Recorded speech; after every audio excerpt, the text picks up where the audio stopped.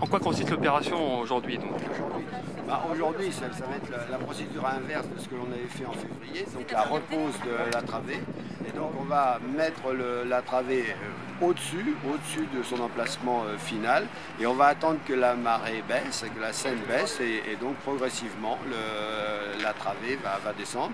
Et on accompagne quand même le mouvement de la Seine par le ballastage, c'est-à-dire qu'on remplit les caissons de la barge d'eau, ce qui permet d'enfoncer, donc d'accentuer encore le mouvement naturel de la Seine. C'est une opération qui a fait l'objet de simulations?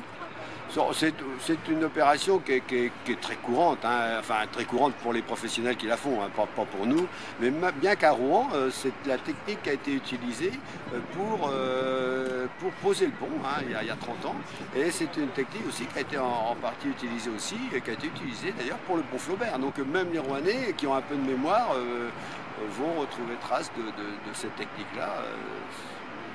Même si pour nous c'est pas courant, je vais pas jouer les blasés, c'est pas vrai. Quel est le calendrier ensuite?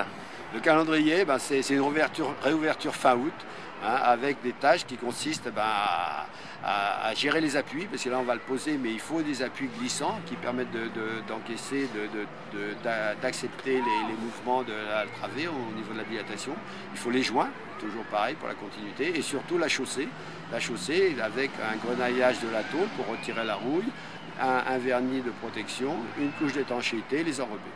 Et ensuite, vraiment dans les superstructures, il restera la glissière béton au milieu, les marquages au sol, l'éclairage public, les panneaux de police directionnels. Donc en mettant vraiment un planning serré, il nous faut 2 mois.